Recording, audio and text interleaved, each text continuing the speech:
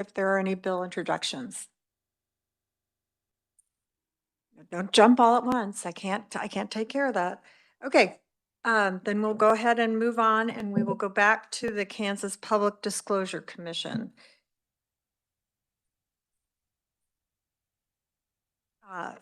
Would the revisor like to give us some information? Sure. Thank you, Madam Chair. Jesse with the Revisor of Statutes Office. Yesterday, we left off on the Public Disclosure Commission requesting two pieces of information. One was a follow-up on a recommendation the committee had previously made, and then two, kind of a question about what fines or penalties the commission can assess, and then where that money goes. So I'm here to answer mainly the second question when it talks about fines and civil penalties. So the commission may assess penalties for the failure to file certain forms that all of you are probably quite familiar with, such as an appointment of a treasurer or appointment of political and party committees, the required treasurer reports, things related to lobbyists. So those fines, when assessed by the commission, all go into the commission's fee fund.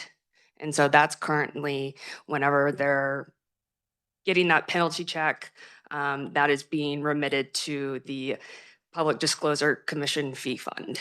So Okay. that's. Were you able to figure out the legal? Didn't you ask about the legal fees or legal costs? Yes. So the recommendation issue, the first one that the committee discussed was last year they were anticipating needing extra funds or potentially saving funds to save for potential litigation. And so the committee requested, kind of what that would look like. And so the commission at the point of yesterday had not followed up with that information requested. So Ariana, the KLRD analyst, reached out and she will provide that information to the committee. The commission got that information to her. So you all will get that information today.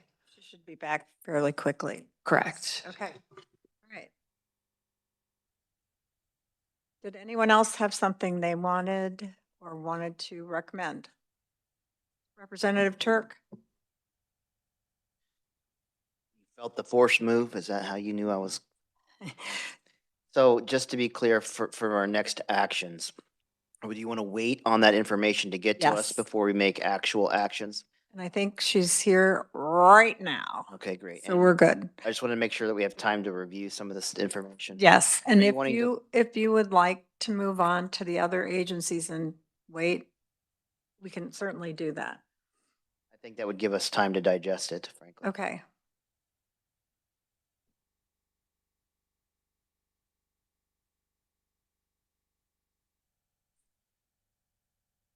All right. Well, then let's go ahead and move on, and we'll go to the Board of Tax Appeals.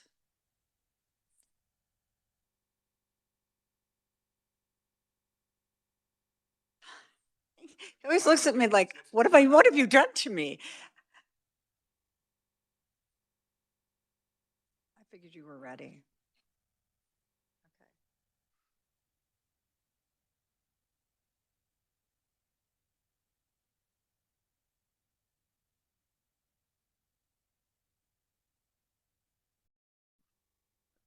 Good afternoon, Madam Chair and members of the committee. My name is Jacob Klesby, and I am the fiscal analyst assigned to the Board of Tax Appeals.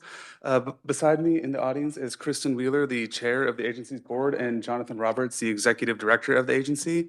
They are prepared to stand and answer questions following the presentation. Okay. In front of you, you will have a document of the Board of Tax Appeals budget summary. The mission of the Board of Tax Appeals, or BOTA for short, is to resolve disputes between taxpayers and taxing authorities promptly, impartially, and to help maintain public confidence in the state and local tax systems. On the pie charts in front of you, the Board of Tax Appeals has $1.5 million SGF, which makes up less than 1% of all state SGF spending. And the Board of Tax Appeals total budget is $2.7 million, which is less than 1% of all state expenditures. If you'll turn to page 3 of this document, providing a brief overview, this is a summary of expenditures for a 10-year history of the agency. The line graph in front of you is illustrated in greater detail by the numbers on the chart below.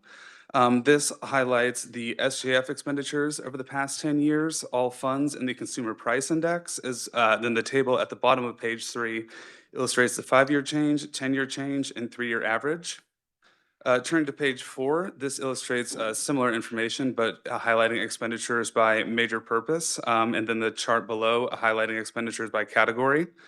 This highlights the percentages of what the agency spends, with 77.8% being dedicated to salaries and wages, 20.7% to contractual services, 1.5% for commodities, and then a remaining indicating a reappropriation amount in fiscal year 2026 on operating adjustments. But none of this is included in the agency request for fiscal years 26 and 27. Turning to page 5, this just highlights the same information in greater detail, providing a closer look and itemization of these categories. If you will turn to page 6, this highlights expenditures by program. 95.7% of the agency's budget is dedicated towards administrative costs. 3.5% is dedicated to the Board of Tax Appeals modernization, and 0.8% is dedicated towards an IT modernization project. All FTE positions within the agency are located within the administrative division. If you will turn to page 7 of the document, this highlights a fee fund analysis for the Board of Tax Appeals filing fee fund. This highlights the actuals of fiscal year 2024, 2025, and then the agency requests in fiscal years 26 and 27, and highlights the beginning balance, revenue, expenditures, and ending balance of the fund in each of those fiscal years. Page 8 includes an overview of the agency's fee schedule throughout various divisions of the agency and different forms of taxation. And if you will turn to page 9, this begins our analysis of fiscal year 2026. The agency's total approved amount in fiscal year it is $2.6 million, which is broken into $1.5 million SGF, and then $1.1 million out of the Board of Tax Appeals filing fee fund. The agency does feature reappropriations from the State General Fund that were reappropriated from fiscal year 2025 to 2026. These are currently, while included in the agency request, these are frozen by Representative Waymaster's global motion out of the Legislative Budget Committee. And the agency has 16 FTE positions, and they are not requesting additional FTE positions nor any supplementals in fiscal year 2026. Under other changes, which is line item 4 in the table in front of you and explained in greater detail on the bottom of page 9, the agency's revised estimate does include an increase of $117,000, all from the American Rescue Plan Act, or ARPA State Relief Fund, for Board of Tax Appeals modernization. This balance is the remainder of ARPA funding the agency holds from fiscal year 2025. So the agency is not asking for additional funds from the state. They're asking permission to spend their remaining ARPA dollars that they already hold. The agency indicates that they intend to use those funds for additional one-time investments of hardware and software upgrades, database management, form overhaul and updating, and staff training not fully covered by prior expenditures to modernize the agency. And if you will turn to page 10, this features the fiscal year 2027 analysis of the Board of Tax Appeals. This is not a biennial agency, so there is no approved amount for fiscal year 2027. This document reflects the same approved amount of fiscal year 2026 as a frame of reference and starting point. The amount is once again $2.6 million for the total approved amount in fiscal year 2026 reflected in 27, and then is broken into 1.5 million SGF and 1.1 million out of the Board of Tax Appeals filing fee fund. There are 2 enhancement requests this year, one for new FTE positions totaling $207,000, broken into $114,000 SGF, and $93,000 out of the Board of Tax Appeals filing fee fund, for a total of 3 additional FTE positions. These FTE positions are broken into a legal assistant, administrative assistant, and taxpayer advocate. And you can see these 3 FTE positions in greater detail under line item 1 on page 10. Continuing to line item 2 in the table, also expanded in detail in line item 2 is a market rate adjustment where the agency is requesting $33,000, broken into $18,000 SGF and $15,000 out of the Board of Tax Appeals filing fee fund. This enhancement is to adjust to adjust the salary of 3 existing staff attorney positions within the department. The agency conducted a rate study comparing their staff attorney salaries with similar workload to other comparable state agencies and found that their employee salary was behind that of other state agencies. The agency is doing this to compensate for an increased workload faced by the agency and its staff attorneys and to increase staff retention to build a more subject matter expertise workforce. The only other request in fiscal year 2027 is under other changes related to operating expenditures. It is a total of $42,000 with $7,000 SGF included. This agency request is for related to operating expenditures, and the increased spending from the Board of Tax Appeals filing fee fund is primarily attributable to increased spending on salaries and wages. There is currently a long-term staff attorney of approximately 30 years remaining as a temporary employee prior to retirement as a new staff attorney is being trained. This process is comparable to when an agency takes on a new executive director as the previous one retires and the old director remains on to train the new director for a period of a few months. That same process is just occurring, but with a staff attorney rather than director. Additional increases in expenditures are attributable to the cost of software licenses and training at about $12,000. These expenditures were previously covered by ARPA funds, but the agency is looking to continue contractual services for staff, legal education, and additional training, and is asking for funds to help compensate the loss in ARPA funds. That concludes the presentation for the Board of Tax Appeals. I'm happy to stand for questions. All right. I'll ask for questions and Representative Hubert. Thank you, Madam Chair. In requesting the positions, did they provide data in regards to increased caseloads, the need, the positions don't appear to be dealing with caseloads. And I know in hearing from most people in regards to the Board of Tax Appeals is that, cases aren't being heard quick enough. So I'm wondering if they're requesting services and it doesn't appear that any of the services would be to handle additional caseload, why the need other than I understand the demand? Madam Chair, so the additional positions are there to help assist existing staff, attorneys, and other administrative staff within the agency. So the legal assistant would function as what the agency has described as an equivalent to a paralegal, allowing the staff attorneys to have additional resource and essentially eyes on the product to distribute some of the workload and then other additional clerical duties. The administrative assistant would also fall under a similar category, but would just be dedicated more towards the office overall. Currently, all positions are filled within the agency, and so if there's any sort of sick leave, vacation, or any sort of disruption to the workflow, they can easily fall behind and increase the backlog of cases that the agency is currently facing as part of their appeals process. What the agency is hoping to do with the administrative assistant is to essentially supplement this workload and have someone well-trained across the office to provide assistance and support to all different areas and practice within the office. So that way too, if they hit something like an employee just on sick or medical leave, they're able to compensate. Did they provide any information in regards to, with these 3 new positions, how that would help, how many more cases per year that they could handle, or dealing with the backlog to bring that down? Or, and again, I'm sure these additional people could help, but it seems like hiring people that actually handle the appeals might be more profitable than the support staff that they're requesting.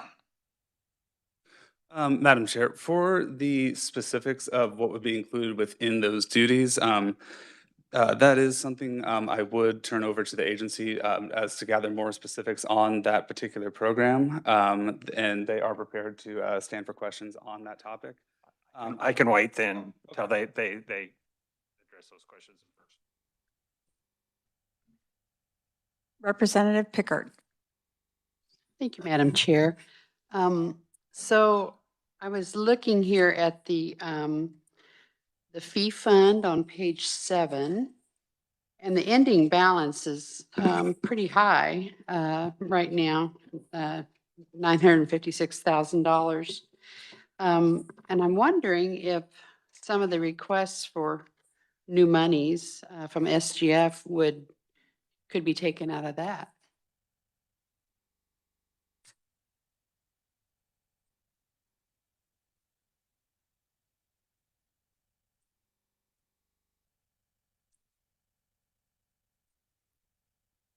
Did the agency want to come up and answer that?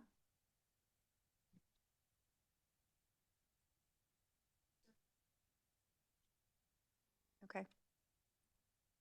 I'm happy to stand to the side and return for additional questions if that's something the agency would prefer to answer in greater detail. I think that sounds good.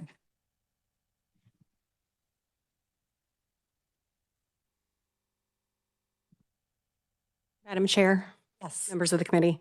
Representative Pickert, to your question as far as whether that some of that request for additional funding could be taken out of the fee fund. Perhaps some of it could. That would require the legislature to vote to increase the filing fee fund limitation on spending that we have. There is a policy or preference with the Division of Budget, and we've been through this in years past, where they prefer agencies who have a fee fund like ours to keep a certain amount of operating expenses in reserve in the event of, were we to see some kind of dramatic decrease in filing fees, or were something to happen with the SGF funding.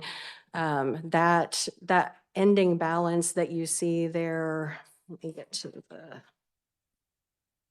make sure I'm on the right page. 7. The ending balance represents probably 2 to 3 months worth of operating expenses for the agency.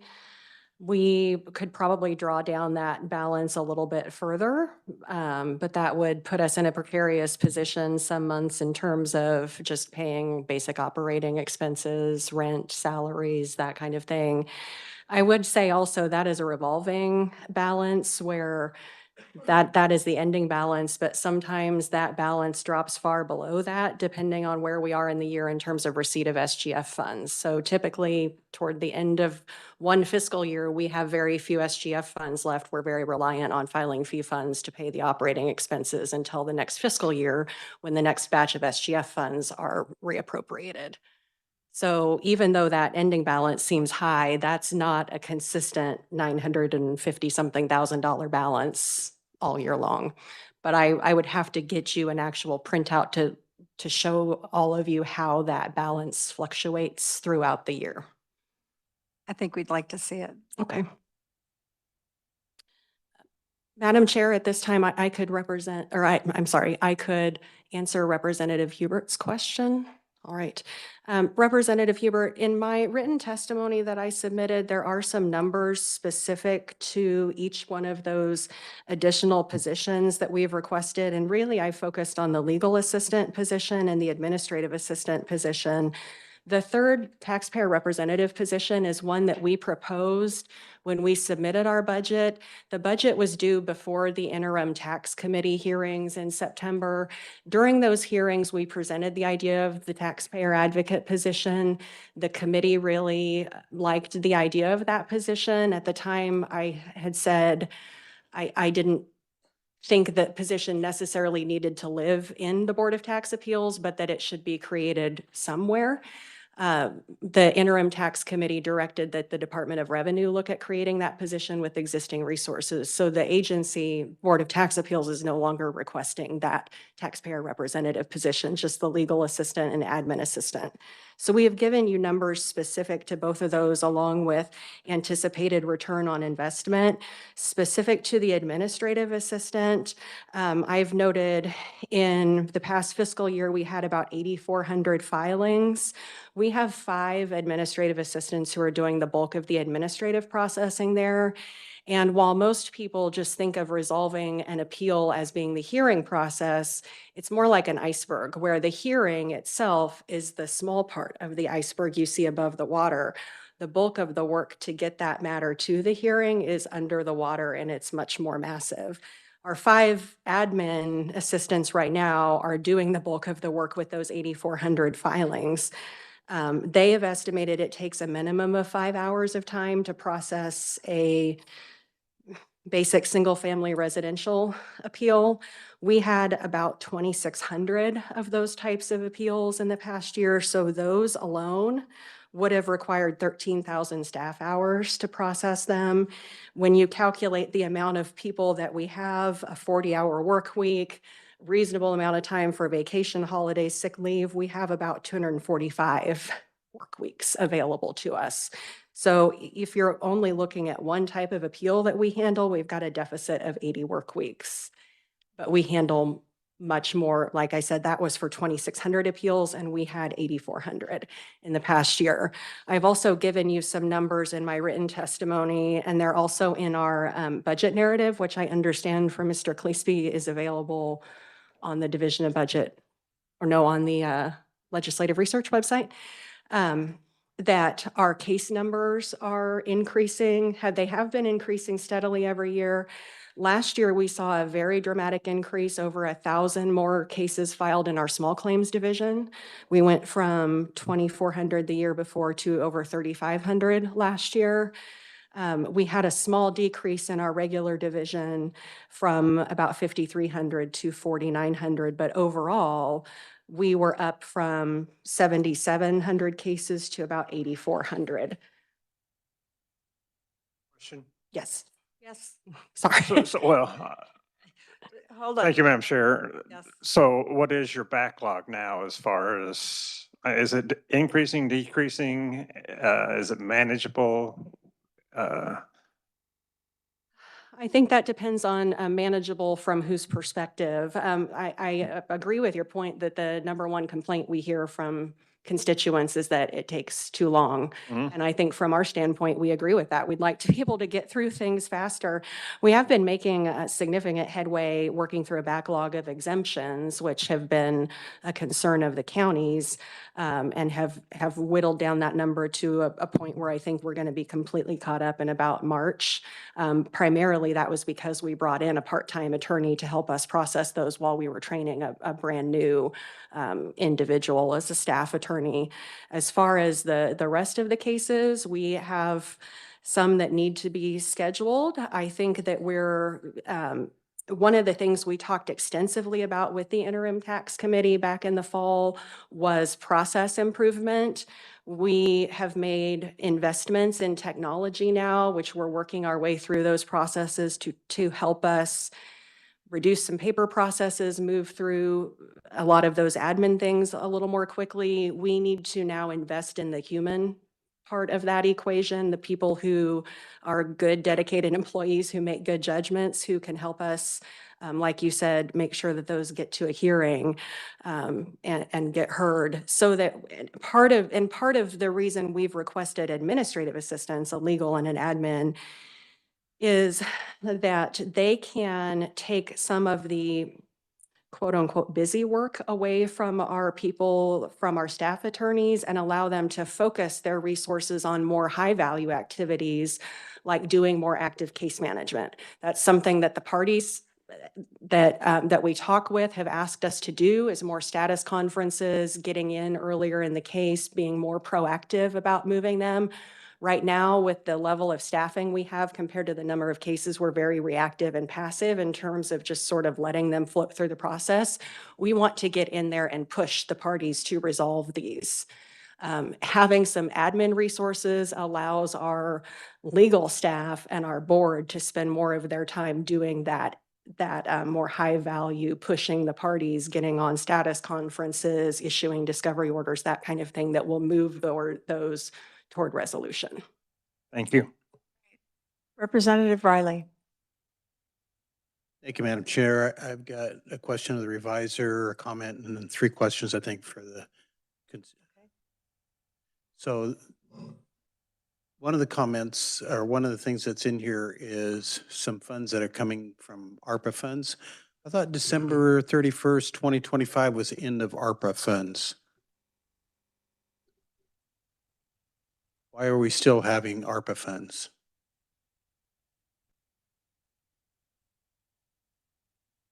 Madam Chair, the ARPA funds continue into 2026. So it's that date. It's but another year? Yes. Okay.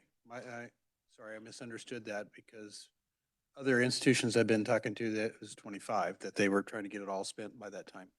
So then my comment in general is, I mean, over the period of time that I have had a chance to watch BODA in action, you guys are doing a wonderful job. Appreciate what you're doing. When I first came here into this committee, I didn't understand what you were doing. Now I really honor what you do. So, but I have a problem with appraisers that they're ticking people off so much that it's making work for you. There. Because if we didn't have people ticked off, they wouldn't be coming to you.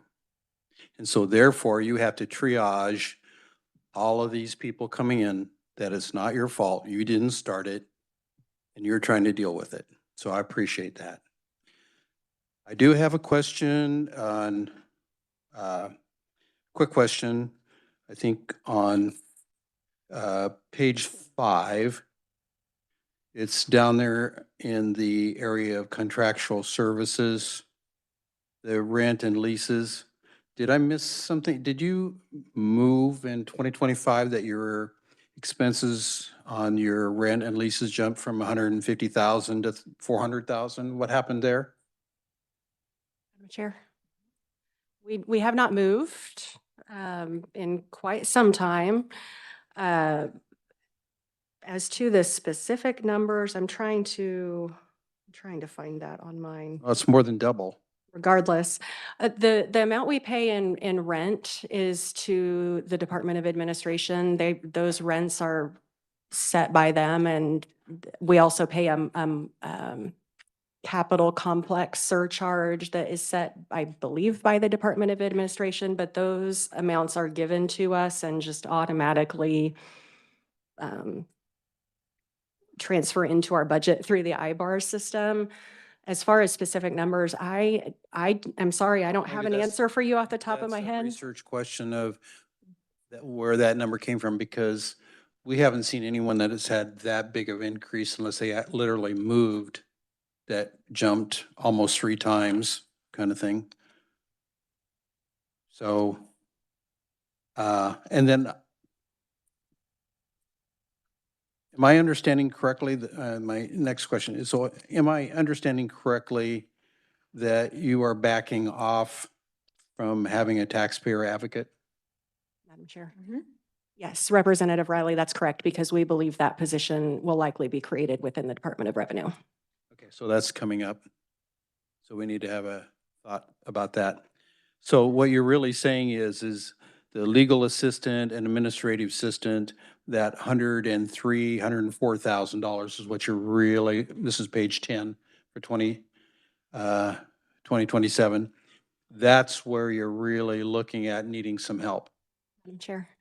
Yes, our priorities are those 2 positions. The total would be about 138,000, about 75,825 of that would be SGF funds. Okay. Well, I really like the taxpayer advocate. Something probably should have been thought of 30 years ago, of, because we have, And I can just tell you from constituents and different people that you have people that are lay people, have no understanding of legal layouts, how to make a form, any of that. And I think you've, in the past, have talked about that. And they come to you with a problem and they don't know how to handle the legal situation. So that was a really good idea. I like it. Let's see if we can make that happen. Then you're under that, then number 2, under agency request, $33,603. So that's again, increasing salaries for your staff attorneys. So is that 33,000 include their retirement benefits on top of that, or is that included in that money?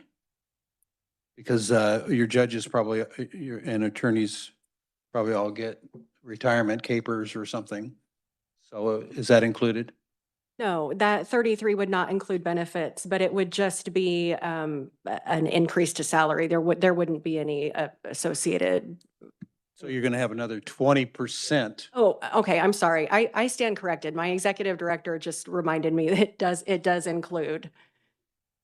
It does include benefits, but it would be a relatively small increase for each one of Okay, them. I understand that, a COLA or something kind of thing. But, so that was just my question, was that breakout whether, so typically 20% is how much we've been seeing for extra benefits, so that's included. Okay, thank you, Madam Chair. Representative Turk. Thank you, Madam Chair. Can you explain to me you said you had an assessment to determine these wages, these increases. Can you tell us a little bit more about how you came to that? Was that an internal thing? Was that an external driven, I guess, investigation to determine that you were what you think are considered underpaid? Tell me how you came to these numbers. I think an assessment is a really fancy word for it. I called it informal research. What we did was just look to other agencies and departments for similar attorney positions that, other agencies and departments that do similar type of legal work as us, and other attorney positions that would be expected to have a commensurate level of skill and experience. So for example, our general counsel position, we looked at other general counsel positions in other agencies that would perform similar types of legal work. For our 2 staff attorneys, we looked at other staff attorney positions in other agencies or the judiciary that would perform similar kind of work and compared salaries that were publicly available. We would need to see what your research was. I can certainly I- provide that. We'd love to just trust everyone and do that, but we'd like to have some verification with that trust. I'm sorry, I didn't mean to interrupt you, Representative Turk. No, that's okay. No, that's fine. I was just thinking further. I'm trying to see. I see these requests. Was this impacted by the global motion staff? To Madam Chair, yes, Representative Turk. For clarification, are you referring to the enhancements in fiscal year 2027? yeah, yep, spot on page 10. bottom Yes, line. those were removed as part of the global motion from the LBC. So it would require a motion from us to put it back on. Okay. All right. Thank you. Sorry. Thinking out loud. Appreciate the time. Okay. Representative Milton. Thank you, Madam Chair. I'm just wondering, on page 9, all of these, the upgrades for computer software, hardware, data management, overall of your forms being updated and all of that, would that offset the need for any additional staffing? I mean, are we jumping the gun to hire somebody when maybe this would take care of some of that? Madam Chair. Yes. Representative Milton, we have considered both. We think the software and system improvements that we are making will be, when they're fully functional, about the equivalent of 1.5 staff members. So if you considered that equivalent with what we're asking for, we're asking for 3.5 staff. I don't think that all of the software improvements replace human actors in the process. For one thing, the software can make our processes more paperless, but it can't talk to taxpayers who are confused and don't understand what they need to file or where they need to file it, or when they need to file it, or what they need to bring to a hearing and those kinds of things. And perhaps that's something the taxpayer advocate position in revenue might help take off of our plates as well. But a lot of the work that our admin staff do is just interacting with other people in the public on a daily basis, whether it's taxpayers, whether it's county appraisers, whether it's, other individuals that need information from us. And we can't replace that with software. We also can't, although I think there are companies out there who are trying, I think we can't replace legal reasoning with software. So all of the reasoning that goes into the decisions and drafting those and creating all of the things we do that help communicate results to people, we can't do that with It's hard for us to computers. know all of that without you giving us that detail. I know that our budget summaries are very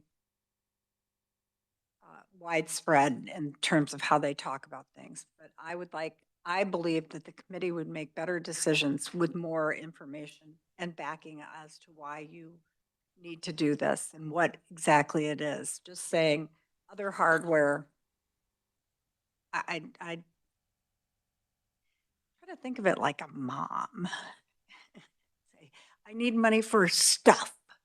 I'd be like, you're not getting any money for stuff until you tell me what stuff you actually need. So that's kind of how I'm looking at this as well.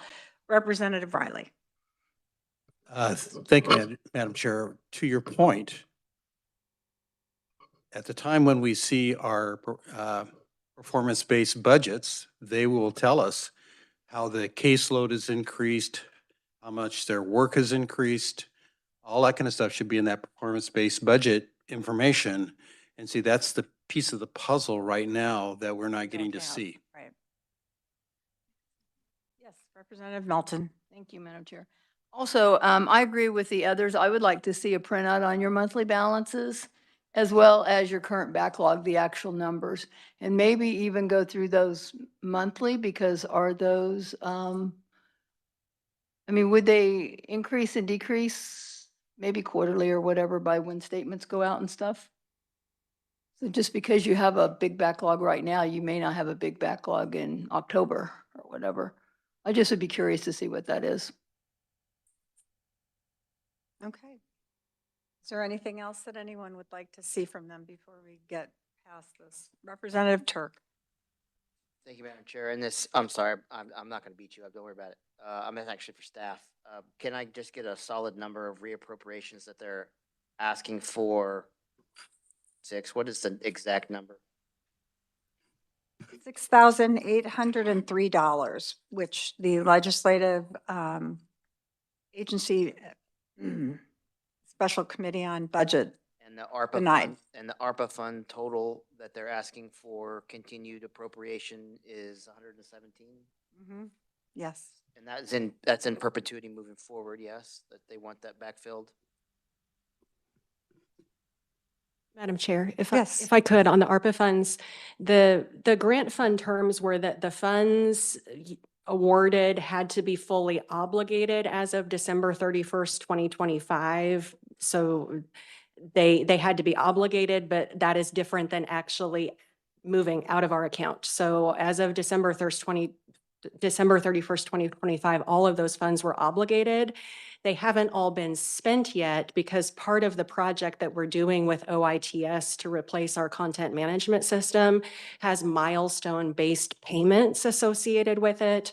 So the vendor is getting paid based on accomplishing certain objectives.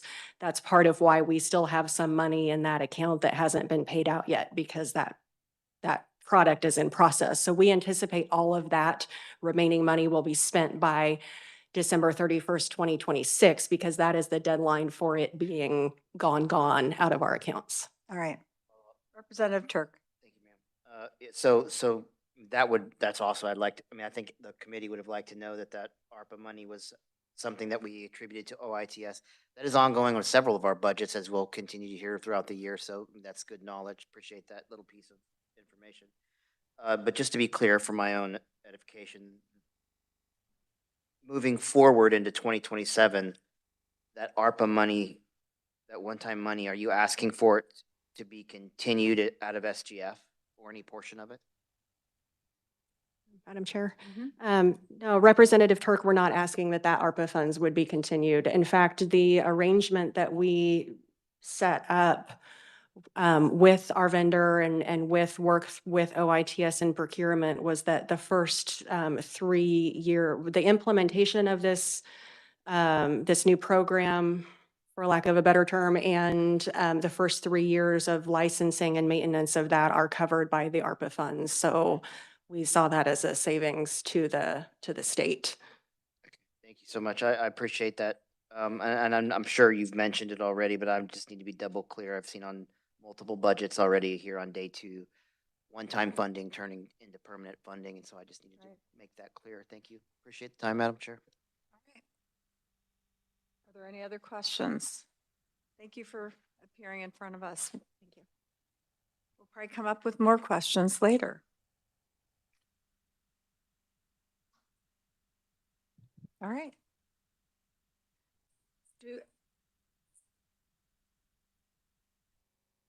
Go ahead. Good afternoon, Madam Chair and members of the committee. For the record, I am Jacob Klesby. I'm the fiscal analyst assigned to the Kansas Department of Revenue. Behind me in the audience is the Chief Financial Officer and other representatives of the agency. The Chief Financial Officer is prepared to stand and present and answer questions. In front of you, once again, you'll have a document, looks like this. This is the budget summary for the Kansas Department of Revenue. The Kansas Department of Revenue collects taxes and fees, administers Kansas tax laws, issues a variety of license, and provides assistance to Kansas citizens and units of government. The agency is divided into 6 major divisions: the Administrative Service, Aid to Local Units of Government, Alcoholic Beverage Control, Division of Motor Vehicles, Property Valuation, and Tax Administration. The Kansas Department of Revenue has $19 million of state general funds, which makes up less than 1% of state general fund expenditures. The total budget for the Kansas Department of Revenue is $136 million, which makes up less than 1% of all other state expenditures. If you will turn into page 3, just a brief overview without going into the same level of detail as the previous presentation. This highlights the 10-year expenditure history of the agency with the SGF and all funds amount disclosed, and then 5-year, 10-year, and 3-year averages of those values. Page 4 of this document highlights expenditures by major purpose. The expenditures by category, which is broken into salaries and wages, making up 62.2% of the agency expenditures, contractual services making up 29% of expenditures, 5.5% making up commodities, 0.5% capital outlay, and then 2.8% as aid to locals. Turning to page 5, this illustrates these same values in greater detail, providing more itemization of these areas of expenditures. Turning to page 6, this highlights state aid and other assistance expenditures of classification. If you look under other assistance, there are no percentage numbers listed as part of the total, but still expenditures listed in the fiscal year 2024. This just indicates rounding that it makes up a negligible percent, so it is not represented as a full number value.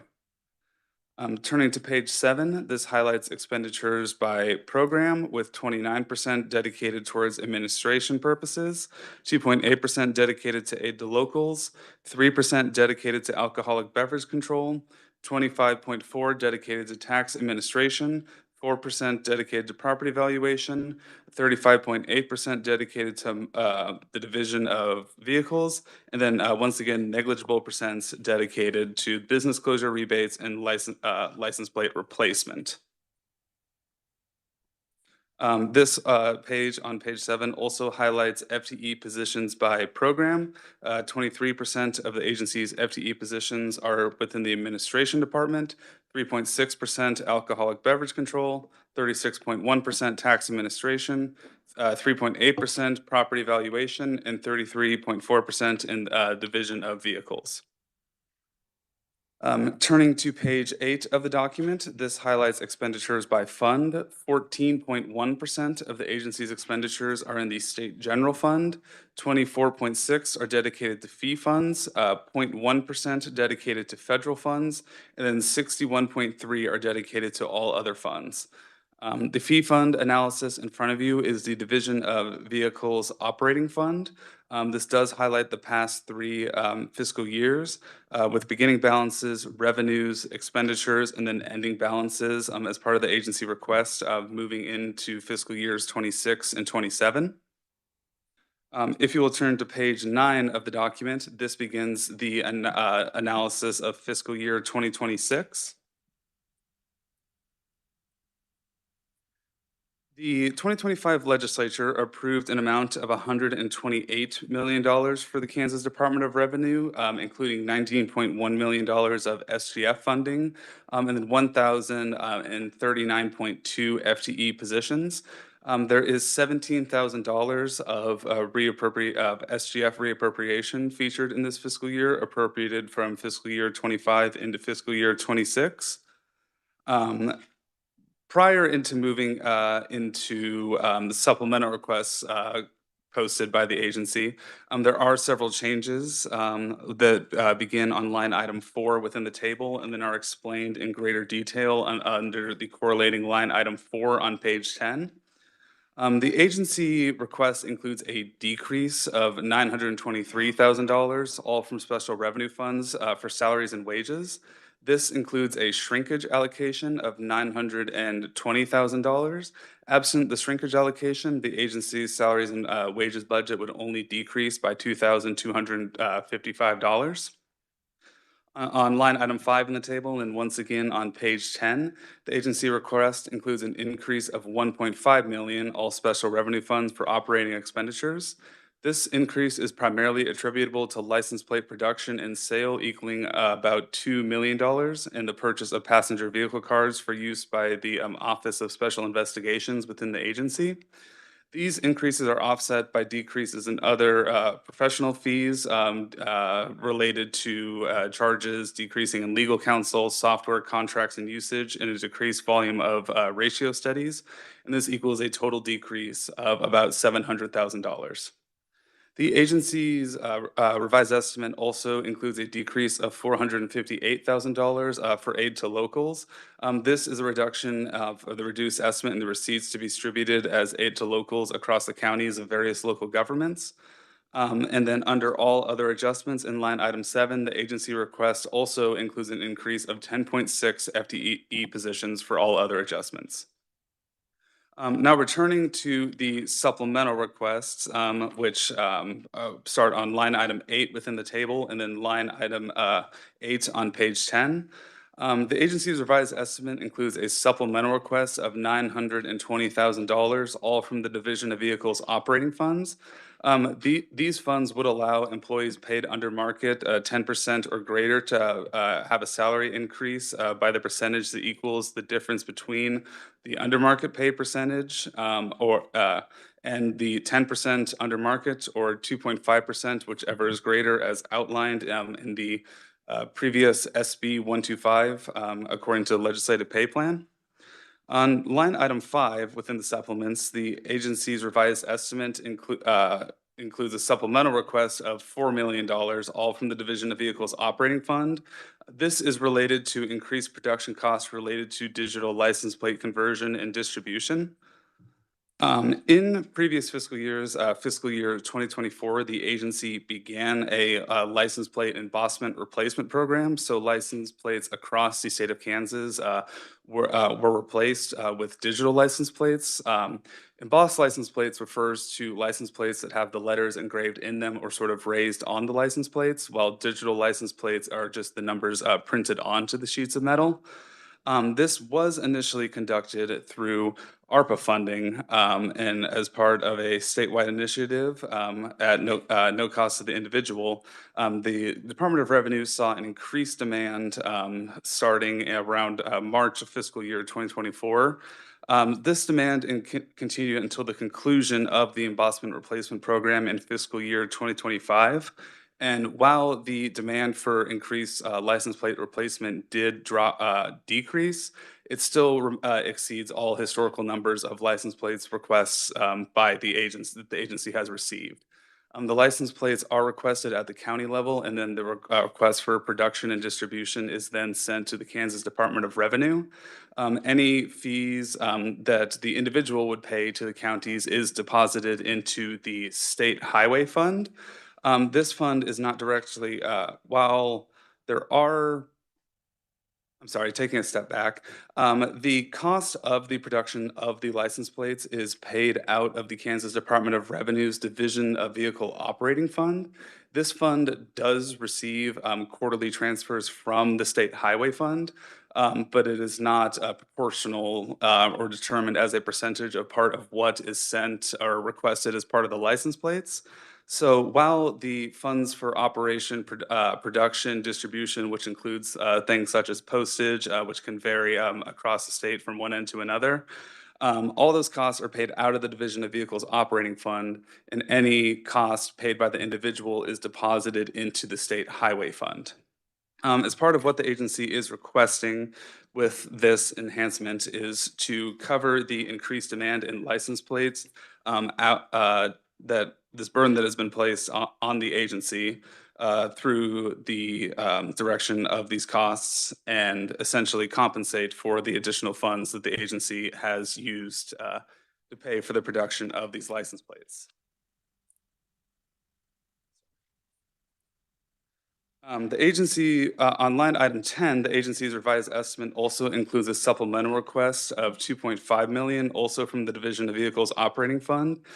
These funds are to be used for contractual services to cover the initial implementation of higher costs and production, postage, and equipment updates, and is also related to the distribution of license plates, but other forms of driver identification, such as driver's license and ID cards. The agency has looked at forms of digital recertification and forms, but is currently not selected a vendor for this process.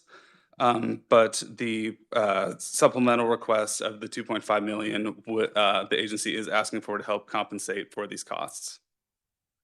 Moving on to fiscal year 2027, which begins on page 11.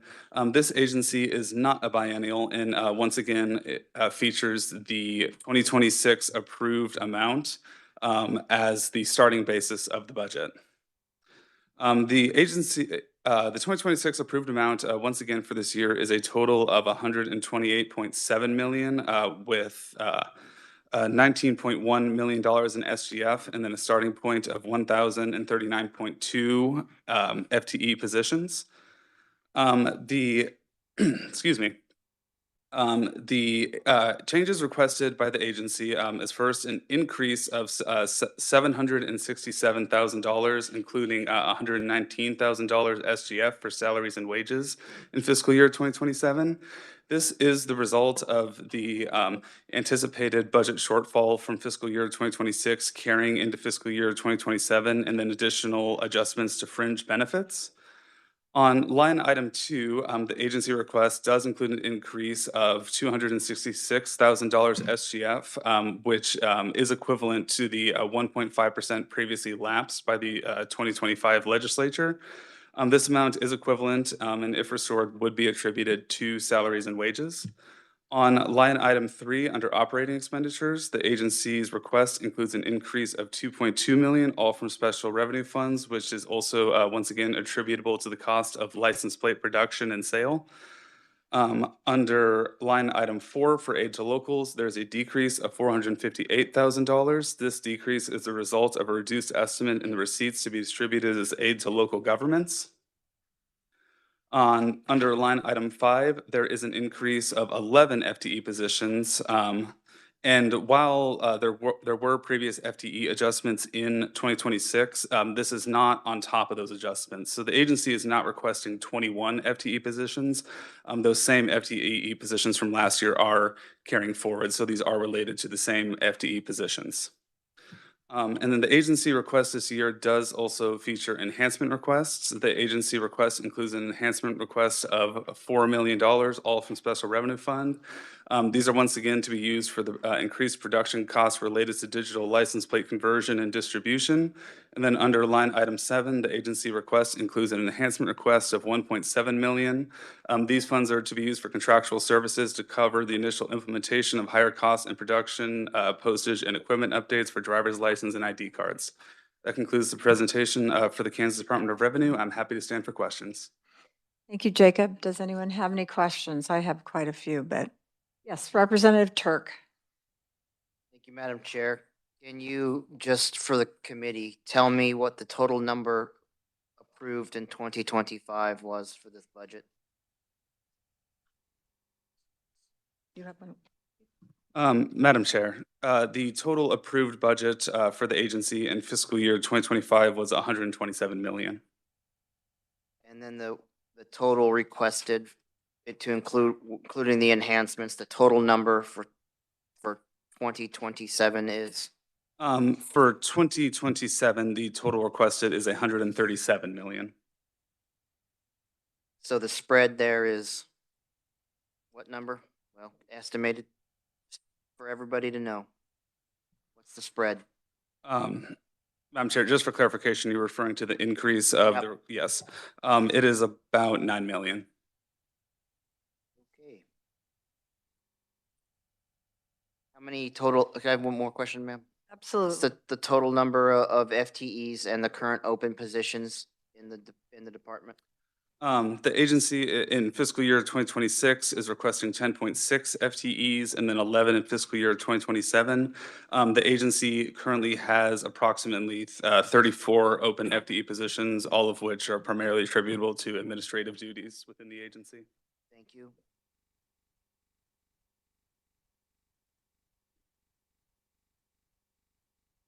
Are there any other questions? Representative Wiley. Madam Chair, go ahead and ask your questions because mine might be similar. Longer? I really don't understand why you need 4 million, they need $4 million every year. I still question because having been on legislative budget committees long, I have heard that the move to digital is going to save the Department of Revenue all this money. And now all of a sudden we have 4 million this year, 4 million next year, 4 million. Always 4 million. That's a magical number. I want to know exactly what they have. I want to know how much they saved not doing embossed license plates. I am not, this is for every agency. I am not inclined to give any more FTE positions. We have got to figure out how to live within our budget, and I'm not going to add to it. So that's number 2. And that's the same question is with the driver's license and ID cards. I understand we're making changes. I understand we have stuff to do, but I don't understand the price going up and up and up. What have we saved? Why did we do this if we didn't save any money? Just, I don't get it. So those are basically where I am right now.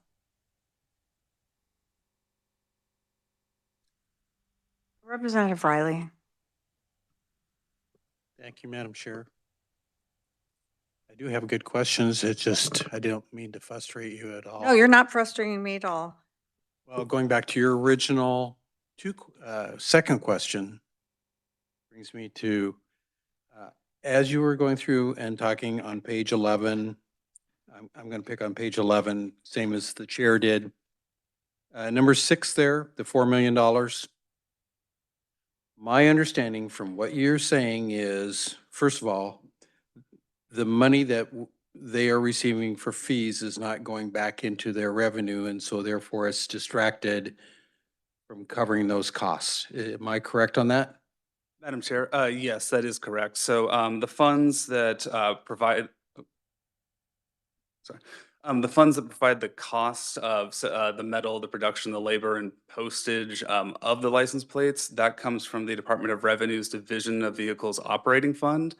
But then the funds that the individual and counties pay for the license plates go to the state highway fund. Highway Fund. So, Madam Chair, I think that's one thing we need to sort out there, because just like any good business, you know, if it's costing us, and going back to your point, you know, when we sign those license plate bills or voted for those license plate bills for those unique ones, I mean, I got a feeling that that's where a lot of that money or that increase in demand went. That it was my understanding when we signed on to that or voted for those bills, that the fees, part of it was going to go to some special functions, special people. That was part of it. But the money should have covered the cost of those license plates, whether it was just replacing everybody's on the back or all those special license plates. My understanding is that should be a zero-based thing, and they shouldn't be coming to us for $4 million. And then the same way with the driver's license, you know, either the money goes right back to where it came from as far as paying for those new driver's licenses and IDs, either that or that they need to increase their fees. So that's a zero-based product that they're having there. And then, Madam Chair, I had a couple other questions. I'm going to go back to page 1, and I pulled some numbers off of a different page. Because this department is huge as far as what it's doing. So we shouldn't take this lightly of what's going on. So I went back through and compared FTE documents comparison to what you have of the different divisions they have. And so for administrative services, it said that there was 246.5 FTEs. For management and supporting services to other programs. Drill down into that part for me. What are they doing for 246 full-time employees? That's too general of a term of management and support services. I mean, we know maybe where one is going from our previous department, but not 246. Madam Chair, I do have additional information on the job titles within the agency. I can assemble a report of just the specifics within the agency and send that to you and the members of the committee. Okay, so then a follow-up on that. Second one, aid to local units of government, 0. They don't have any employees for that, so that it's a flush through part of their department? Is that what we're saying? That there's no FTEs in aid to local governments? They don't have somebody writing checks to the local government. They don't have anybody there. Madam Chair, I do not have the specifics of what particular FTEs are dedicated to the duties of aid to locals, but other instances of for example, like you mentioned, say for example, the writing checks or grants to local governments and things like that are handled by members of these different divisions of FTEs. I do not have the precise breakdown on hand, but for example, there are employees within administration or other areas that handle duties related to this. It just seems very general. And then the third one, the alcohol beverage control, ABC, we've had some testimony from that kind of area before. And so that's 39.8. So, you have people that are making sure that stores and wholesalers and everybody are playing by fair game. So I get that. And then the Division of Motor Vehicles issuing titles, vehicles, licensed drivers. My number says 349. But are not the county people issuing titles, registering vehicles? I mean, I think in my county or my counties, those people are employed by the county, not employed by the Department of Revenue. Is there a breakdown there on those FTEs, that 349 Division of Motor Vehicles? Where are those? What are they doing? Madam Chair, framing this in sort of the same light as the license plates. So requests for additional driver's license or license plates or other forms of driver's identification are made to the counties. But then those requests are actually distributed to the Department of Revenue where things such as the license plate production actually begins. So there are employees at the county level that are included that are outside of the Kansas Department of Revenue's budget, employed by the counties, not by the state of Kansas itself. So this is part of just the Department of Revenue's area for handling the operations of that area. Well, so going back to 349, so all you really need is 2 or 3 creative people drawing out license plates and kicking out 3D copies, and you only need 2 people to do that. So I don't understand the 349. And then property valuation, we've kind of had some discussion about that, 34.5. So that department I have a little challenge with because of what they do, but it says there that they exercise supervision over local appraisers. I think there's a bigger picture than that, that they help put out classes and certify them and some stuff like that. Is that not true? Representative, maybe we should, Drill down. running long, but I think you get the picture. He wants a breakdown of what all these employees are and what they're doing, kind of information. So I don't think we need, I think we can move right past that. Representative Melton. Thank you, Madam Chair. I have 3 questions, if I may. Yes, ma'am. One is, I get a lot of constituent calling me, asking me, why can't I pick my license plate up at the place? Why are they mailing it to me? And for the amount of postage that we're paying, I think that's a worthy question. So, I mean, do we know why? I mean, that must have happened before I was here, so I have no idea why that happened. So that's a question I have. You have the answer? Okay. Representative Riley. Thank you, Madam Chair. There, county courthouses, when plates were made, they had inventories. No longer do they have inventories. They just produce on demand. Okay, still doesn't make sense to me, but I get that. My next question is, I mean, again, if it's supposed to be a moving to save money and we're spending, what, $4 million in postage? Those numbers don't work for me. And then what exactly is aids to locals? What does that do? Okay, we're going to give the questions and then we're have you get that. We need to, I know the insurance commissioner's been very patient. We don't want to make everyone wait. We need to get this done. We're running. I understand. So is that do you have one more to give him? No, I'll just be done. No, you can give one more. You just tell them what your questions are. Okay, if you have another one, please. No, I'm good, thank you. Okay, all right. Is there anyone else that has any questions?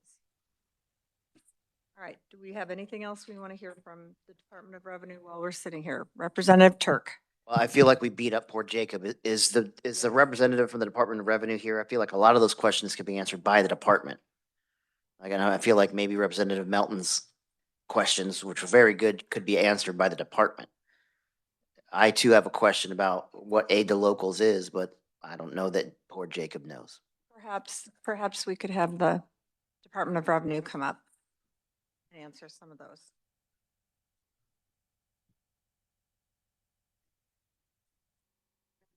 Yes. My name is Mavis Cockrell. I'm the Chief Financial Officer with Kansas Department of Revenue. Okay. Is the light on? The aid to locals. Yes. Okay. The If you aid to get a little locals- closer to it, so if someone's on WebEx, they can hear it. The aid to locals is really a pass-through for our agency. The only thing we do is distribute this money to the local authorities. Is that in statute?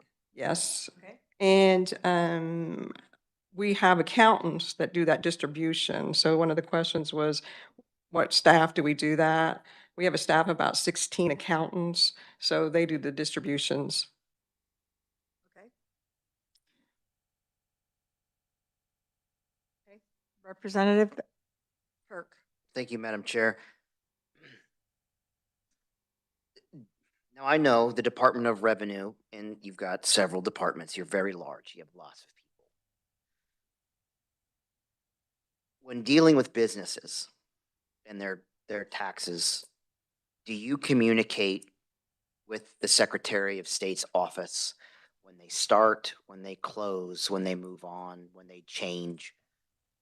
Do you guys share forms and do you guys share data? I am not able to answer that question, Secretary.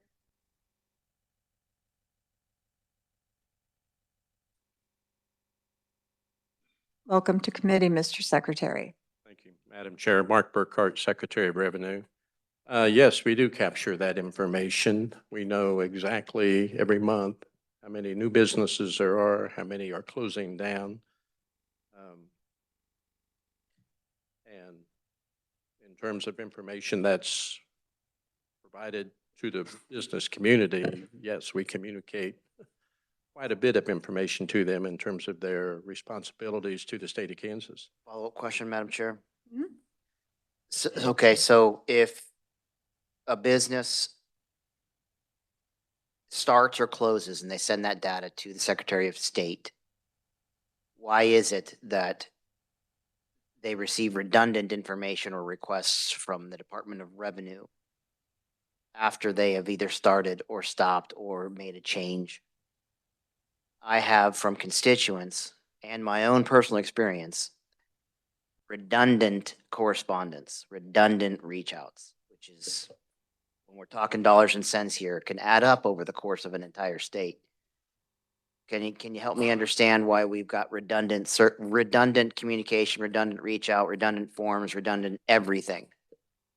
Some of this is just the requirement that when a business is shutting down, they are to inform the Department of Revenue that they are in fact shutting down so that we can determine whether they have met all of their statutory requirements, tax-related requirements with the state of Kansas.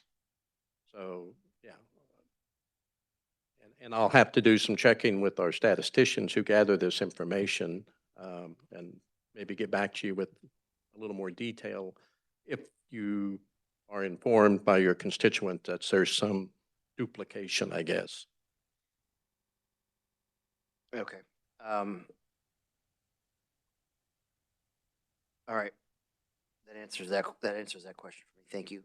I'll follow up with you afterwards. Give you more We information. will get you that information. Okay, I appreciate that. Is there anything else that you can answer that was up here that asked questions? Yes, Madam Chair. You talked about how many employees we have and what we do. In vehicles department, they have a lot of customers who stand in line. Our objective is to not have customers stand in line and to hire enough adequate amount of people so that they don't have to stand in line. We also have people who do titling. We have people who, if your license is suspended, we have a section that handles all of that when people have their license taken away.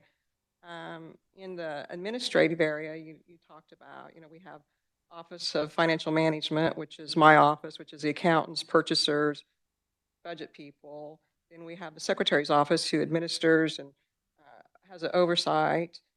We have OSI, which is our Office of Special Investigations, which handles all the fraud in the department. Who else do we have in our administrative office? I'm forgetting somebody, but Okay, Representative. Okay, so again, 246 FTEs. That's a whole lot in administrative services, 349 in the Division of Motor Vehicles. well, it also, It seems like a lot of them are county employees, they're not state employees. So if you would, we Just don't give need you to a- do it Just now. get, but I get think us we some need of to that look at it right information now. so that we I'd can. be glad to, Madam see Chair. that. Thank you. Representative Melton, is there anything else that she didn't remember that you had asked that you wanted answered? Actually, I'd like to see the comparison prior to handing out the license plate. I mean, like, what was the cost of having them on site and just handing them to people versus the cost of made to order? I don't know if there's a way to do that, but Oh, I'm sure they should have that. If they don't, they will.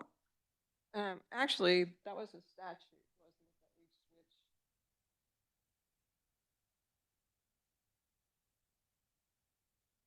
Madam Chair, may I answer? Yes, please. In 2018, when we switched to the digital plate, the law was changed. It is statutory that the Department of Revenue mails the plate to the vehicle owner. No discretion there. And the reason the change was made to digital plates is because there was a heavy cost for the county treasurers, because before digital plates, they had to pay for storage of large quantities of plates that were delivered to the treasurer's offices.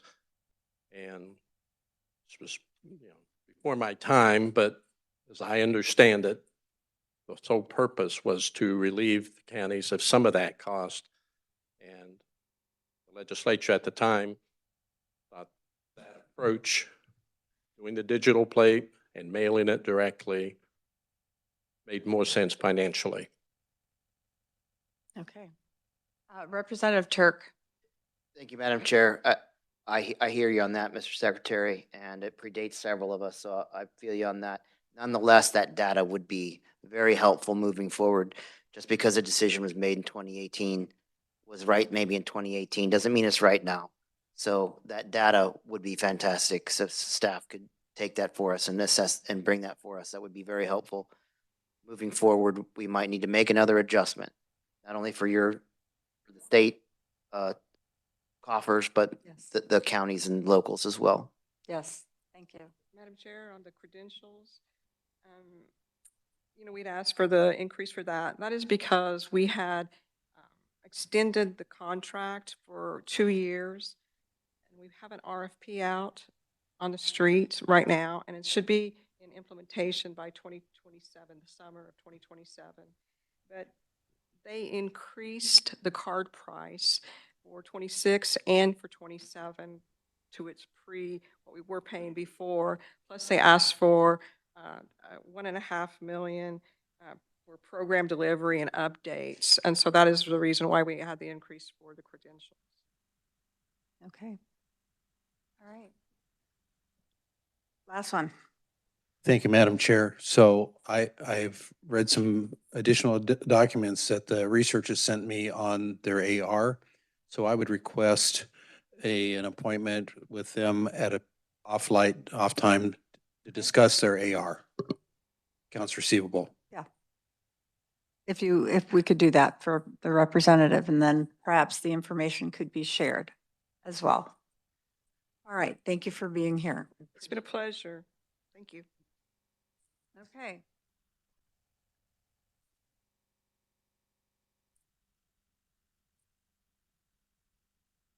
Let's keep this party going. We'll finish up with the Kansas Department of Insurance and then go back, loop back to the Ethics Department, which is not the ethics anymore.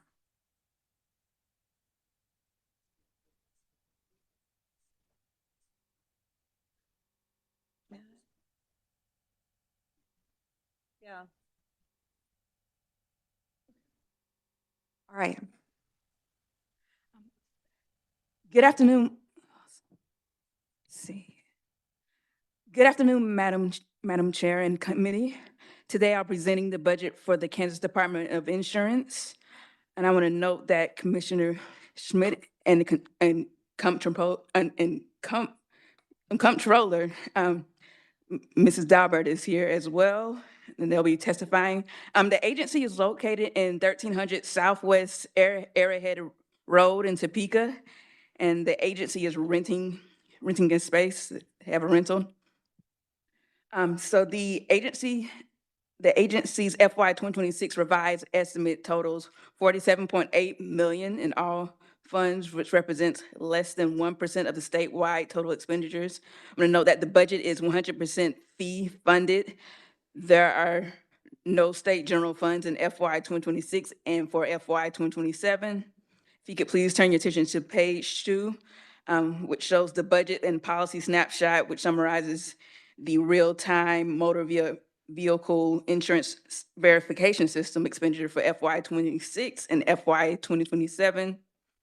And if you could please turn your attention to page 3, which shows the summary of expenditures. Shows that state operations have increased. For FY 2018, we see an increase due to the 2027 legislator approving a transfer of $2.9 million for FY 2018. And there was also 2.6 million for FY 2029 off of special revenue funds. And also note that 30 FTE positions were merged to the Office of Security Commissioner with the Kansas Department of Insurance at that time. And for FY 2020, a portion of the increases related to the claims in the workers' compensation program, which were coming in lower than expected in FY 2020.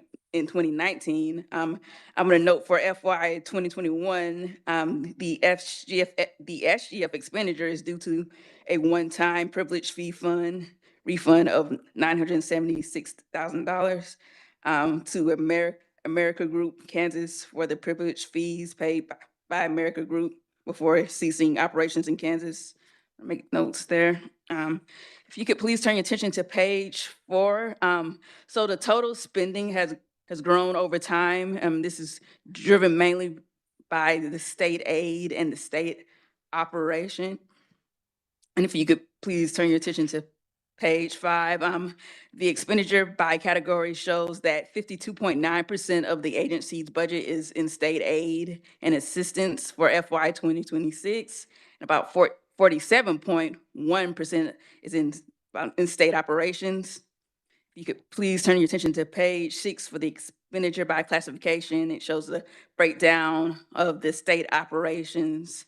And when we say repairing and servicing and contractual services, this increase is related to computer software maintenance services, and also includes things such as oil change, car wash, tire repair, installation equipment, and furnishing, building grounds repair, and computer equipment repair services.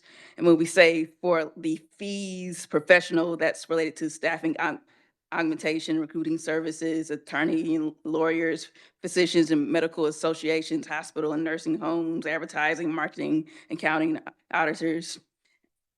And for fees, other services, that's related to computer programming services, which also includes the real-time motor vehicle insurance verification system. So that's why you would see increase in the revised estimate for FY 2026 and FY 2027 for the fees, other services. And when we say rent, that includes building space rental and software rental. We'll note that there was an increase for software and rental, and that was due to 2 new software rentals and the transition from Office 365 services. For other, when we mean other for contractual services, that includes titles for non-motorized assets. But if you could please turn your attention to page 7, that shows the state aid. And what we mean by state aid there, that's related to the state firefighters relief fund distributions to local firefighter relief associations or the FRAs throughout the state. That's what the state aid is related to. And also the other assistance, that's related to worker compensation claims, as well as investor education scholarships and grants. If you could please turn your attention to page 8, that shows the expenditure by program and the FTE by program. On page 9, that shows the fee fund analysis for the Insurance Department Service Regulation Fund, which supports the operations of the Kansas Department of Insurance and is financed through the department fees and annual assessment by the commissioner. On page 10, it has the fee fund table breakdown by expenditure category. And if you turn your attention to page 11, we have the fiscal 2026 analysis. The fiscal 2026 approved budget for the Kansas Department of Insurance totals 45.7 million, which includes 135 FTE positions. I note that there's no reappropriations and no supplemental requests. Fiscal 2026 revived estimate is $47.8 million. And that's an increase of 2.1 million or 4.6% above the fiscal 2026 approved amount. In item 1, on the page, we note that the legislator added $359,000 for the pay plan. Item 2 shows contractual service increase of about 1.2 million or a 20% increase, and that is largely related to the implementation of the real-time motor vehicle insurance verification system that was established under Senate Bill 42. And this includes development, startup, and verification testing costs, as well as and additionally, there's also increases in contractual services related to actuary services, software rentals. And for item 3, there's an increase of $460,000 or 3.4% related to salary and wages.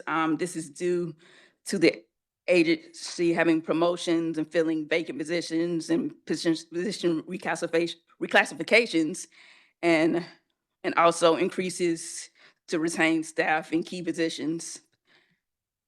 In item 4, that shows the capital A expenditure, there's an increase of $405,000.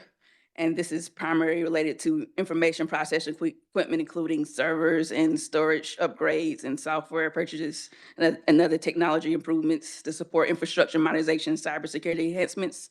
Item 5, that shows the commodities increases by about $30,000, and that increase is related to the rebranding related and updates associated with the agency name change enacted under HB 2050 in the last session. Any questions for FY 2026, Madam Chair? If you could please turn your attention to page 13. Once again, the FY 2026 approved amount for the Kansas Department of Insurance totals about 45.7 million with 135 FTE positions. The agency request is 47.9 million. This is a total increase of about 2.2 million or 4.8% above the fiscal 2026 approved amount. I'm going to note for item 1, the agency, this item 1, the increase is partly related to 1 million increase or 4.3% for the state firefighter relief fund and once again to support the firefighter relief distributions. And this increases reflects projected growth in the firefighters relief fund tax collections, which is expected to rise from 23 million to 24 million. And item 2 shows contractual service increase of $666,000, and that once again is related to the real-time motor vehicle insurance verifications system, and that's ongoing costs associated with that. And there's also increases in that contractual services for software as well, but most of that is related to the real-time motor vehicle insurance verification. And item 3, if you could turn your attention to page 14, is salary and wages increase of $542,000. And this is once again reflecting employee pay adjustments, such as promotions and filling vacant positions. There's also a health insurance expenditure increase of about $154,000. This increase is consistent with increases to the state budget indices. And item 4 is all other adjustments. There's a net decrease of about $15,000, and that's related to decreased spending for commodities due to lower anticipated costs for supplies. And that decrease is partially offset by increase in capital outlay expenditure. And if you could please turn your attention to page 15 for the summary of the fees. Any questions for FY 2026 and FY 2027, Madam Chair? All right, thank you, Ariana. Are there any questions for Ariana? Representative Turk. Thank you, Madam Chair. How many total FTEs are unfilled in this department? Madam Chairwoman, I would have to defer a follow-up with the agency. 9? 9 are unfilled? Is that the only way we know how to communicate through the Department of Insurance? That was pretty good, though. Okay. Are there any other questions? I appreciate the reduction of fees. I appreciate the efficiency. And my only other question is, if you have 9 vacant positions, are you just holding on to that money or no? Would you like to just come and tell us what you're doing about those open positions? Now, don't argue, just pick one and come up. It's not a big deal. Madam Chair, members of the committee, my name is Charlotte Daubert. I'm the comptroller with the Kansas Department of Insurance. We have funded those positions and we do have plans to fill them. A lot of them are in our financial surveillance division and for financial analysts and Okay. for our financial examiners who do the analysis and examination on the insurance companies to make sure that they're solvent so that they can pay your insurance claims. Okay. All right. Is there any other question for Charlotte? Charlotte? Yes. Okay. Okay. All right. Well, thank you very much for being here. Would you like to get up? Would you like to come up? Yes, you have waited a long time. Please feel free to get up and say, Okay, well, I'm Vicki Schmidt, Insurance Commissioner, Chairwoman Wassinger, and the committee. It's a privilege to be in front of you today. I'm here with a few members of my staff. I think you know them all, but Mandy Rowe is Chief of Staff. Eric Churik, if you don't know him, he's in trouble. And Charlotte Daubert is our comptroller and budget expert. The mission of our department is to educate, regulate, and advocate. As commissioner, I have prioritized finding, fiscal responsibility, number one, efficiencies and customer service. But I did want to go over just the chart that we provided because I'm very proud of it. And it's our first attempt at doing a little chart like this. So this little chart that is attached to our testimony, the department has recovered over $202.7 million and counting to Kansas families since 2019. That includes all the things we do in our Consumer Assistance Department and certainly the National NAIC's Life Insurance Policy Locator. And so that is the light blue line that you see going up, and up. Every year I say we had a record year, and I don't think that we'll ever surpass it. I didn't think we could surpass the last couple of years, and we came in this year with $56.7 million returned to Kansas families. And that number isn't final yet because all of the cases that we have opened in 2025 still get credited to 2025. And if you needed a new roof and you called us on December 30th, we're still working on that. So those numbers will ultimately go up. I do want to point out, I've been listening to some of the other agencies' testimony, and I just wanted to point out that that 56.7 million is done with 19 employees. So we're pretty lean there. Then on the other line, the return of the $96.5 million total since I started is something I'm very, very proud of. The first year, we recovered about $2 million, $2.5 million in our Consumer Assistance Division, and we were patting ourselves on the back. And I'm kind of ashamed of that now. But anyway, we have definitely grown it.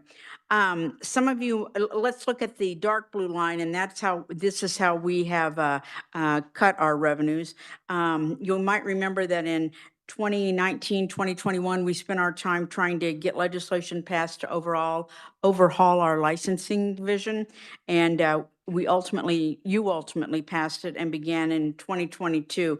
And you can see then in 2022 that the decrease in our revenue.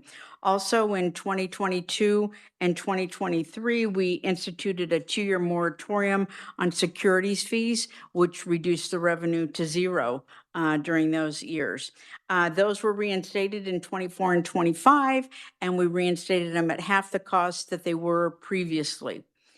But here's the problem, and I'm going to ask for your help. And I have appreciated all of the assistance you have given the department in being able to lower fees. We couldn't do it without you, and we are so grateful to you. But we've been working on the insurance side for lowering fees, and I would say that you can, I might be a little bit to blame here, or all the way to blame, because I really thought when we put the moratorium on and we came back with half the fees, we would be right-sized for our fees, but we are not. And so now the moratorium is back on because, again, we have too much, we're taking in too much.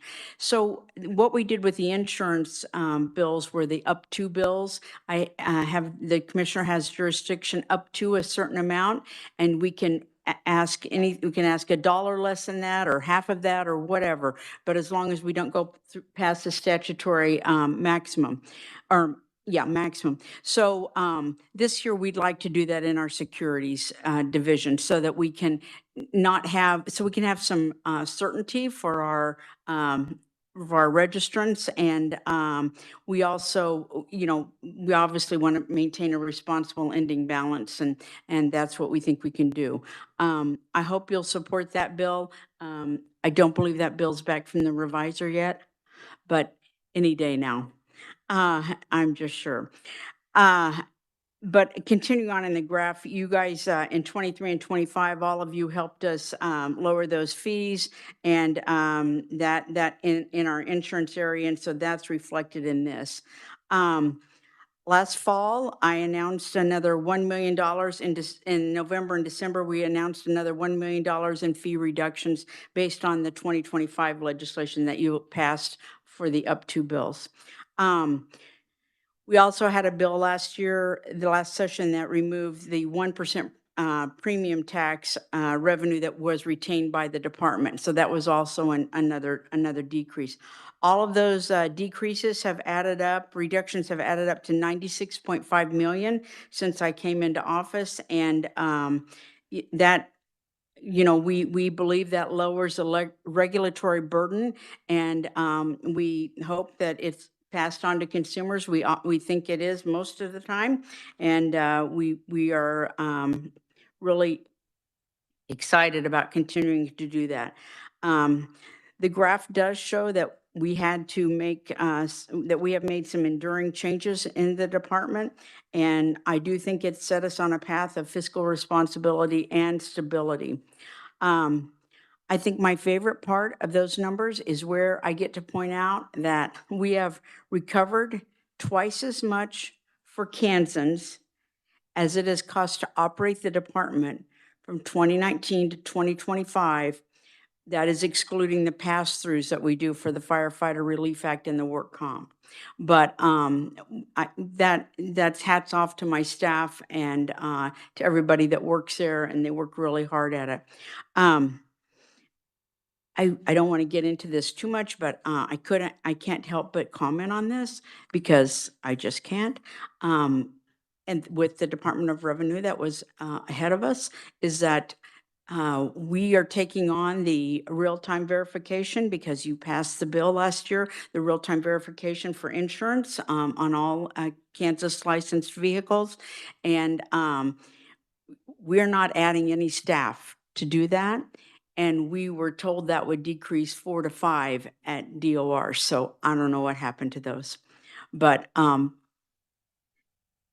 we just, a brief update on that. We are so excited. The vendor we chose has been really good to work with, and we are journeying along. We won't have any trouble meeting our July 1st deadline. And I'm hoping maybe a little bit before. Bottom line is that we are maximizing our services to Kansans, and we are still operating efficiently and effectively. I firmly believe, I probably didn't believe this before I took over this position, but I wanted things to be more efficient and to more effective and to serve Kansans better. And funny thing happens when you do that, you save some money. And so anyway, I'm going to turn it, well, if you have any more questions, Charlotte will answer them. Madam Commissioner, Yes. Representative Pickert has some questions. Okay. Thank you, Madam Chair.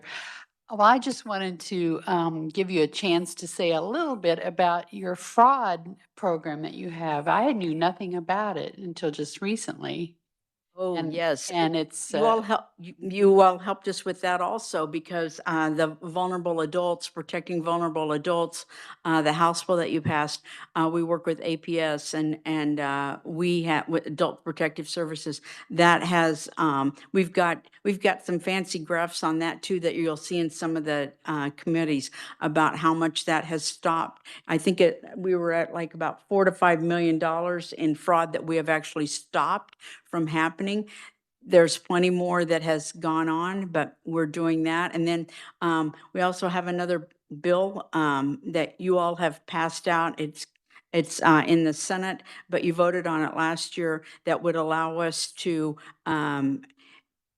prosecute or do consent orders for fraud that's $1,000 or less. The Attorney General, we're flooding that office with about 25 cases every year, and those are the big time cases. But white collar crime is still crime.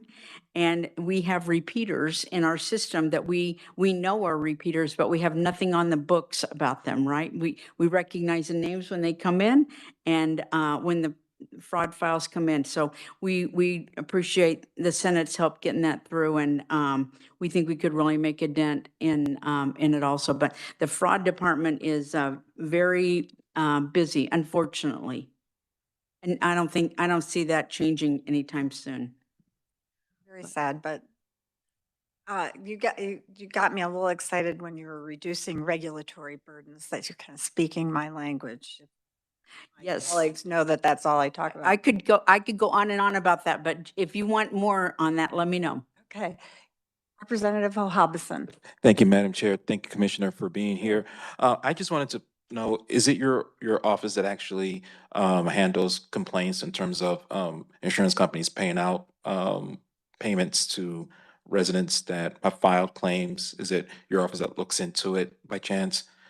Yes, those are where we intervene.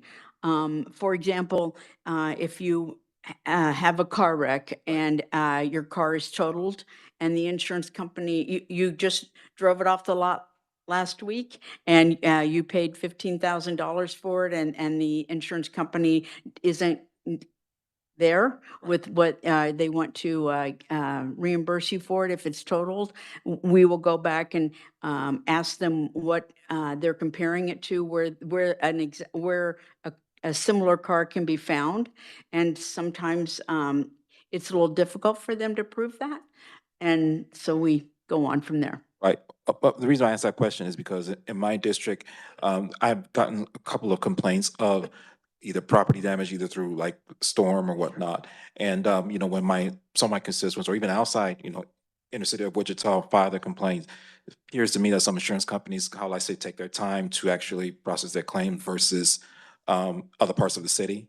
And just want to be sure that, if anyone tries to make a claim, that everything is kind of like, expedited, throughout. So that's what I want to, if it's I your, mean, we're bound by statutory, the statutory timeframe that the insurance company has to.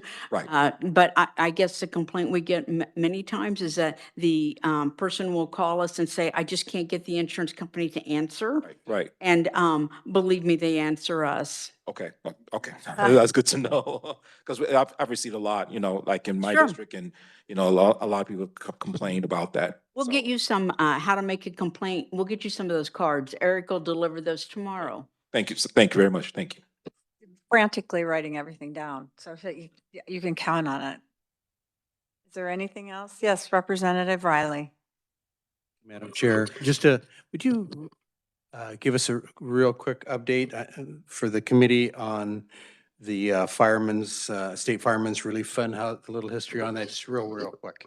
Sure. So that is a fund that it's tax 2%, 2%. Oh, let her do that. They don't trust me. Okay.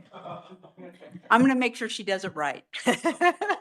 So on the firefighter relief distribution, it's a tax that we collect from the insurance companies that write fire and lightning insurance. Could you speak into the mic Sorry, better? sorry. Thank you. We collect that 2% tax, and then it's passed on to the firefighter relief associations.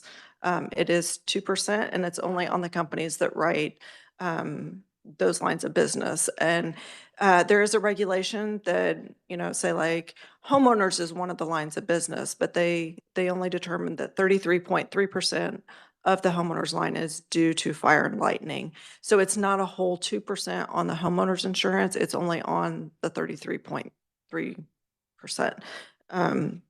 Just to kind of give you an example, that has the tax that we have collected from the firefighter was 19.6 million in 2024. It was 21.7 in 2025. When I started as comptroller in 2015, it was around 13 million. It keeps going up every year. Because your premiums are going up. Yeah, so as they write more premium, that tax goes up. We keep a small portion of it. We have one individual who is a specialist who oversees that program, but the rest of it is passed on to the firefighter relief associations. Okay. All right. Are there any other questions? Thank you for being here.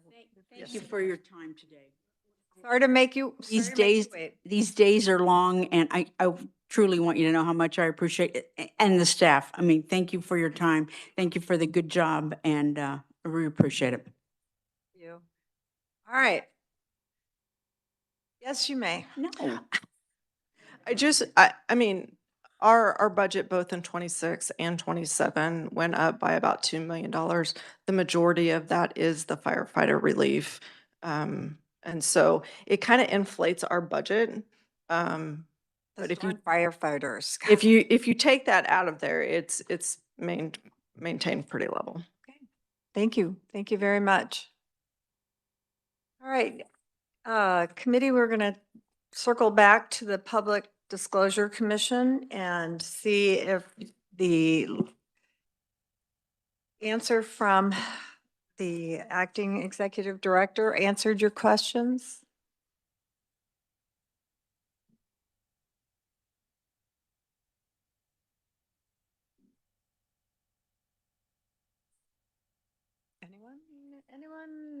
Anyone need anything else? What is the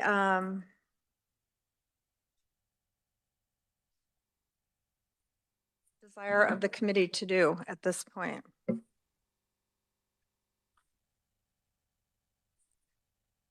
I can tell you that the state budget committee disallowed the reappropriation of the $23,565. And then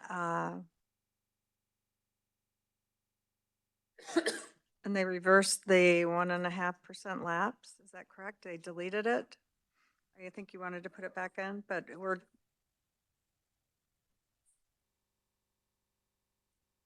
is there anything else anyone wants to add to that? I probably need a motion. Yes, Representative Amix. Sorry. Did we get the governor's recommendation on that? I do not have that right now. We just got those books, so. Anyway, oh yeah, I thought I might. I'll make a motion to concur with the committee's recommendation. Okay, is there a second? Second.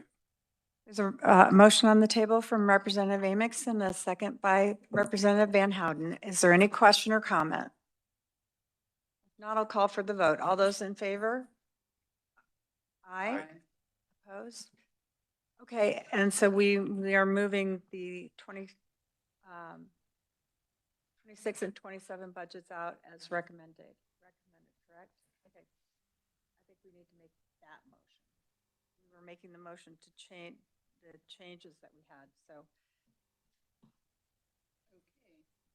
Madam Chair, we don't But need we to. have to be specific.